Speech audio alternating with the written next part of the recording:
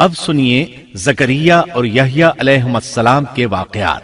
دن گزرتے گئے، ابراہیم اور یعقوب علیہم السلام کی نسل سے کچھ نیک لوگ پیدا ہوئے۔ ان کو آل عمران کے نام سے یاد کیا جاتا ہے۔ اللہ تعالیٰ سورہ آل عمران آیت 33 اور 34 میں فرماتے ہیں، بے شک اللہ تعالیٰ نے تمام جہان کے لوگوں میں سے آدم کو اور نوح کو اور ابراہیم کے خاندان اور عمران کے خاندان کو چن لیا کہ یہ سب آپس میں ایک دوسرے کی نسل سے ہیں، اور اللہ تعالیٰ سنتا جانتا ہے۔ جس عمران کا ذکر قرآن مجید نے کیا ہے یہ داؤد علیہ السلام کی اولاد سے ہیں۔ زکریا علیہ السلام کی بیوی، یحییٰ علیہ السلام کی والدہ عیشا اور مریم علیہ السلام کی والدہ حنا دونوں حقیقی بہنیں تھیں، اور زکریا علیہ السلام رشتے میں مریم علیہ السلام کے خالو تھے۔ اس طرح یحییٰ علیہ السلام اور مریم علیہ السلام آپس میں خالہ زاد ہیں۔ اللہ تعالیٰ نے اس دور کے کئی واقعات کی طرف اشارہ کیا ہے۔ سب سے پہلا تذکرہ مریم علیہ السلام کی پیدائش کا ہوا ہے۔ یہ واقعہ دمشق میں ہوا۔ زکریا بن دان سلیمان علیہ السلام کی اولاد میں سے تھے۔ دمشق میں زندگی گزار رہے تھے۔ عمر 100 سال سے زیادہ ہو چکی تھی۔ اس قصے کی ابتدا قرآن مجید نے عمران کی بیوی سے کی ہے۔ وہ مریم علیہ السلام کی ماں اور عیسیٰ ابن مریم کی نانی ہیں۔ عمران کی بیوی کے ہاں عرصہ دراز سے کوئی اولاد پیدا نہ ہوئی تھی۔ ایک دن انہوں نے ایک چڑیا کو دیکھا، وہ اپنے بچوں کو خوراک کھلا رہی تھی۔ یہ دیکھ کر انہیں شدت سے اولاد کی خواہش محسوس ہوئی۔ انہوں نے اللہ سے دعا کی، اللہ نے ان کی دعا کو قبول فرمایا۔ چنانچہ جب بچے کی ولادت کا وقت قریب آیا تو انہوں نے ایک نذر مانی۔ سورہ آل عمران آیت 35 میں اللہ تعالیٰ فرماتے ہیں، جب عمران کی بیوی نے کہا، اے میرے رب، میرے پیٹ میں جو کچھ ہے اسے میں نے تیرے نام آزاد کرنے کی نذر مانی ہے، تو میری طرف سے قبول فرما، یقیناً تو خوب سننے والا اور پوری طرح جاننے والا ہے۔ انہوں نے اللہ تعالیٰ سے اولاد کی دعا کی۔ اللہ تعالیٰ کے حکم سے جب انہیں بچہ پیدا ہونے کی امید ہوئی تو انہوں نے نذر مان لی کہ جس بچے کو جنم دوں گی اسے اللہ کے لیے آزاد چھوڑ دوں گی تاکہ وہ بیت المقدس کی خدمت کرے۔ زکریا علیہ السلام اور آل عمران بیت المقدس کی طرف نقل مکانی کر چکے تھے۔ بیت المقدس یہودیوں کی عبادت گاہ تھی۔ یہ ان کا طریقہ تھا کہ اپنی اولاد کے بارے میں بیت المقدس کا خادم بنانے کی نذر مانا کرتے تھے۔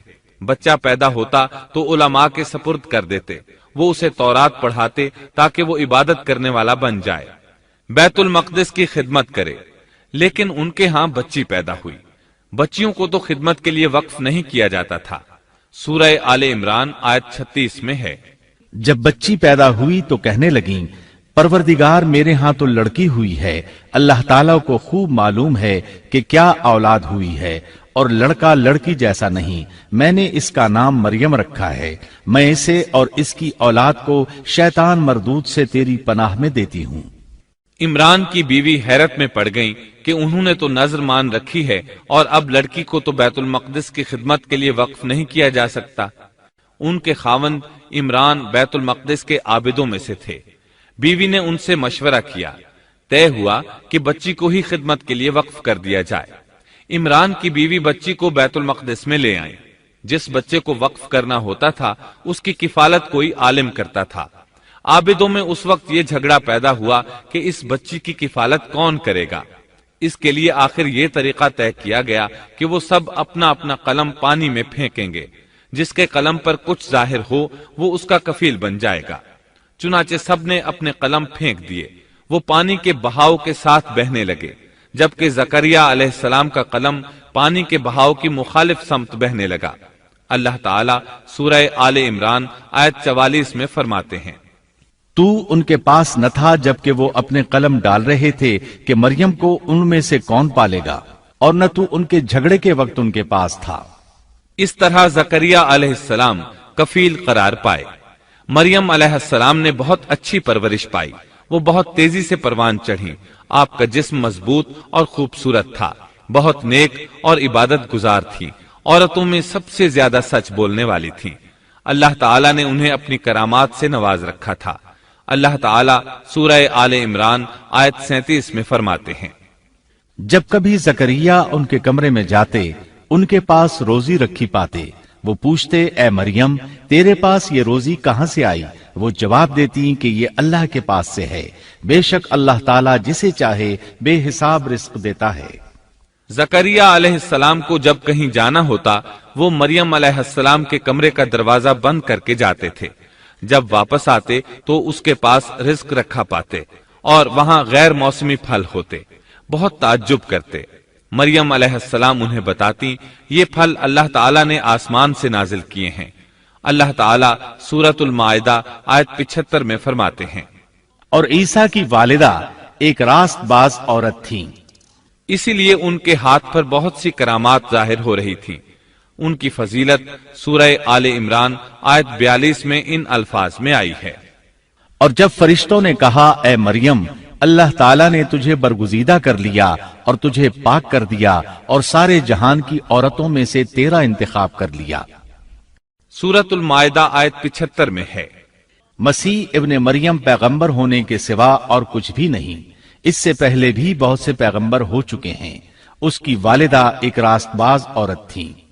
बुखारी, मुस्लिम, तिरमिजी और नसाई की हदीस है, नबी करीम सल्लल्लाहु अलैहि वसल्लम ने फरमाया, अपने जमाने में मरियम अलैहिस्सलाम सबसे अफजल औरत थी और इस उम्मत में खदीजा रजी अल्लाह अन्हा सबसे अफजल औरत है। बहुत सी अहादीस में 4 औरतों की फजीलत आई है। नबी सल्लल्लाहु अलैहि वसल्लम ने फरमाया, सारे जहान की औरतों में से 4 औरतें अफजल हैं। मरियम बिनते इमरान, फिरौन की बीवी आसिया, खदीजा बिनते खुवैलिद और फातिमा बिनते मुहम्मद रजी अल्लाह अन्हुन्ना। बस साबित हुआ कि मरियम अलैहिस्सलाम को अल्लाह ताला ने बहुत फजीलत अता फरमाई थी। जकरिया अलैहिस्सलाम ने उनकी फजीलत देखी तो उनके दिल में भी औलाद की ख्वाहिश पैदा हुई। वो उस वक्त तक बे औलाद थे। उम्र 100 साल से जायद थी। बीवी 90 साल की थी। औलाद की शदीद तमन्ना के बायस उन्होंने अल्लाह से दुआ मांगी। सूरह मरियम आयात 1 ता 6 में है। काफ हा या ऐन साद, ये है तेरे परवरदिगार की उस मेहरबानी का जिक्र जो उसने अपने बंदे जकरिया पर की थी, जबकि उसने अपने रब से चुपके चुपके दुआ की थी कि ऐ मेरे परवरदिगार, मेरी हड्डियां कमजोर हो गई हैं, सर बुढ़ापे की वजह से भड़क उठा है, लेकिन मैं कभी भी तुझसे दुआ करके महरूम नहीं रहा। मुझे अपने मरने के बाद अपने कराबत वालों का डर है। मेरी बीवी भी बांझ है। बस तू मुझे अपने पास से वारिस अता फरमा जो मेरा भी वारिस हो और याकूब के खानदान का भी जानशीन हो, और मेरे रब तू उसे मकबूल बंदा बना ले। जकरिया अलैहिस्सलाम अपने दौर में अकेले ही नबी थे। उनके वरासा और रिश्तेदारों में कोई काबिल आदमी नहीं था, इसलिए उन्होंने ये दुआ की। सूरतुल अंबिया आयत 90 में अल्लाह ताला फरमाते हैं, तो हमने उसकी दुआ कबूल फरमाकर उसे यहया अता फरमाया और उनकी बीवी को उनके लिए दुरुस्त कर दिया। मतलब ये कि उनका बांझपन दूर कर दिया। फिर अल्लाह ने उन्हें खुशखबरी सुनाई, ए जकरिया, हम तुझे एक बच्चे की खुशखबरी देते हैं जिसका नाम यहया है। हमने इससे पहले उसका हम नाम किसी को नहीं किया। जकरिया अलैहिस्सलाम ये सुनकर खुश भी हुए और हैरान भी। कहने लगे, ऐ मेरे परवरदिगार, मेरे यहां लड़का कैसे होगा? मेरी बीवी बांझ और मैं खुद बुढ़ापे की इंतहा को पहुंच चुका हूं। अल्लाह ने जवाब में फरमाया, इरशाद हुआ कि वादा इसी तरह हो चुका। तेरे रब ने फरमा दिया है कि मुझ पर यह बिल्कुल आसान है और मैं इससे पहले तुझे भी पैदा कर चुका हूं, हालांकि तू कुछ भी न था। इस पर जकरिया अलैहिस्सलाम ने अर्ज की, कहने लगे, मेरे परवरदिगार, मेरे लिए कोई अलामत मुकर्रर फरमा दे। यानी जकरिया अलैहिस्सलाम ने अर्ज की, मेरे रब, कोई निशानी मुकर्रर फरमा दीजिए कि मेरे यहां बच्चा पैदा होने वाला है, जिससे मैं समझ जाऊं कि यह बच्चा बनी इसराइल पर जाहिर होगा, ताकि बनी इसराइल को भी इसकी फजीलत और अहमियत का इल्म हो जाए। तब अल्लाह ताला ने फरमाया, इरशाद हुआ कि तेरे लिए अलामत यह है कि तू भला चंगा होने के बावजूद 3 रातों तक किसी शख्स से बोल नहीं सकेगा। चुनाचे जब वो वक्त आया और वो किसी से बात करना चाहते तो कर नहीं सकते थे, अलबत्ता अपने जिक्र में सुबह शाम मसरूफ रहते, और ये निशानी थी इस बात की कि उनके यहां बच्चा पैदा होने वाला है। अल्लाह ताला सूरह मरियम आयत 11 में फरमाते हैं, اب زکریا اپنے حجرے سے نکل کر اپنی قوم کے پاس آ کر انہیں اشارہ کرتے ہیں کہ تم صبح و شام اللہ کی تسبیح بیان کرو۔ اللہ تعالیٰ سورہ آل عمران آیت 39 میں فرماتے ہیں، بس فرشتوں نے اسے آواز دی جبکہ وہ حجرے میں کھڑے نماز پڑھ رہے تھے کہ اللہ تعالیٰ تجھے یحییٰ کی یقینی خوشخبری دیتا ہے، جو اللہ تعالیٰ کے کلمے کی تصدیق کرنے والا سردار، ضابط نفس اور نبی ہے نیک لوگوں میں سے۔ انسان کتنے ہی بلند و بالا مقام پر پہنچ جائے اور اللہ تعالیٰ کے ساتھ اسے زیادہ سے زیادہ قرب حاصل ہو جائے، تب بھی وہ اللہ کا بندہ ہی رہتا ہے، اور کسی بھی بلندی پر پہنچ کر وہ اللہ یا اللہ کا بیٹا نہیں ہو سکتا، اللہ کا شریک نہیں ہو سکتا۔ اللہ جل شانہ کی ذات پاک وحدہ لا شریک ہے اور باپ بیٹے کی نسبتوں سے پاک ہے، لہذا انسان کی سب سے بڑی گمراہی یہ ہے کہ وہ جب کسی برگزیدہ انسان سے ایسے امور صادر ہوتے دیکھتا ہے جو عقل میں نہیں آتے تو روب یا عقیدت کی بنا پر پکار اٹھتا ہے کہ یہ ہستی تو خود اللہ ہے جو انسانی شکل میں آئی ہے، یا اس کا بیٹا ہے، یا اللہ تعالی کی شریک ہے۔ وہ یہ نہیں سوچتا کہ بلا شبہ ان واقعات کا جاری ہونا اللہ کی طاقت کے ذریعے ہے جو بطور نشان اس برگزیدہ انسان کے ہاتھوں جاری ہوئے۔